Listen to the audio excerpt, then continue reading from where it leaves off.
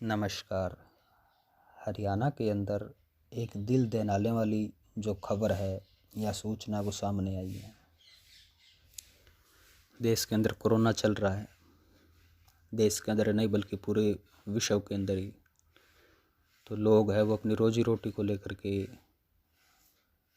पेट भरने को लेकर के भी काफ़ी चिंतित रहते हैं।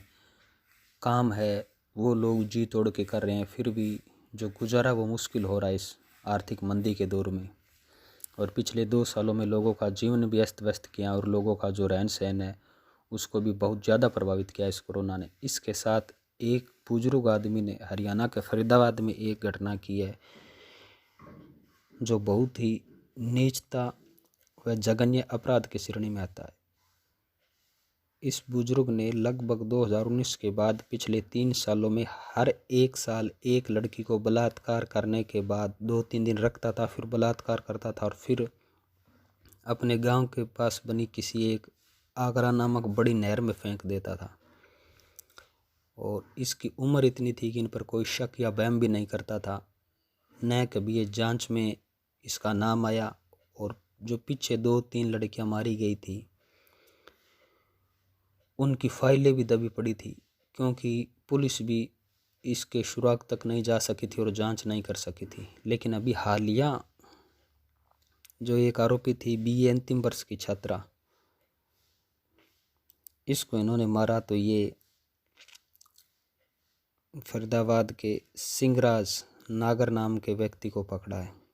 इसने उस लड़की को साइकिल के ऊपर बिठाया, फिर अपने साथ ले गया। फिर ये लड़की, इन्होंने पूछताछ में इस सिंहराज नागर नामक अपराधी ने बताया कि ये लड़की उसको चाचा कहती थी। मेल मिलाप बढ़ गया तो उसको अपने घर भी ले गया। वो 2-3 दिन वहाँ पर रखा, उसके साथ बलात्कार किया, फिर उसको मार करके उसकी हत्या कर करके उसको आगरा नहर के अंदर फेंक दिया।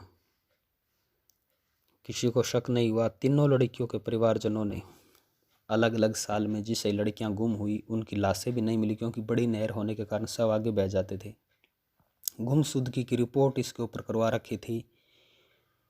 फिर जब इस अंतिम लड़की को इसने मार करके फेंका, जो बीए अंतिम वर्ष की छात्रा का हम जिक्र कर रहे हैं, तो नहर के अंदर फेंका। फिर दूसरे दिन ये शव को देखने के लिए गया अपनी साइकिल लेकर के कि कहीं शव है वो झाड़ियों के अंदर ना अटका हो। इनको वहम हो गया था कि शव झाड़ियों के अंदर अटका है। जब ये दूसरे दिन देखने गया तो लोगों को और पुलिस को इसके ऊपर काफ़ी वहम हो गया, क्योंकि उस लड़की का जो शव है वो आगे नहीं गया था। और झाड़ियों में जा कर के शव को आगे करना 54-55 साल के एक बुजुर्ग के लिए काफ़ी मुश्किल काम था, तो आगे नहीं कर सका। फिर पुलिस को वहम हुआ, पुलिस ने फ़ोन करके इसको जांच के लिए बुलाया। फिर उन्होंने पुलिस की कस्टडी में ये सारे जघन्य अपराध इनके लिए हाम भरी है या अपने सिर पर लिया है। तो ऐसे के अंदर हमारा समाज, हमारा देश किधर जा रहा है, किधर हमारे संस्कार जा रहे हैं। युवा पीढ़ी अगर कुछ गलत करती है तो हम ये कह देते हैं कि संस्कार बिगड़ रहे हैं, हवा ख़राब हो गई, ज़माना गलत है। लेकिन एक बुजुर्ग आदमी जो आज के ज़माने का भी नहीं है, वो अगर ऐसे अपराध कर रहा है तो न ये सिर्फ हरियाणा के लिए, न हमारे समाज के लिए, न देश के लिए, लेकिन ऐसे अपराधों से निजात पाने के लिए संपूर्ण विश्व को कोशिश करनी चाहिए।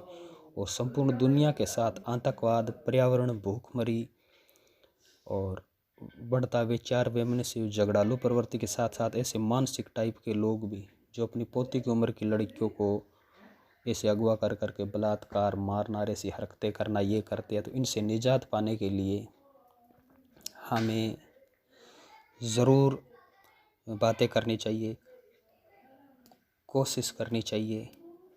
और ऐसे लोगों को पकड़वाने में कहीं मिले, कहीं दिखे तो पुलिस को सूचना भी देनी चाहिए।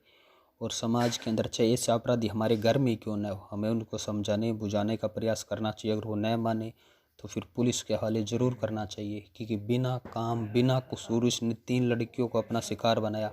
हो सकता अगर ये नहीं पकड़ा जाता तो आगे पता नहीं कितनी लड़कियां इसके शिकार होती। ये तो टाइम पर जो भगवान कुदरत का जो खेल है उसका पाप फूटा और ये पकड़ा गया, नहीं पता नहीं कितनी लड़कियों को और ये शिकार बनाता।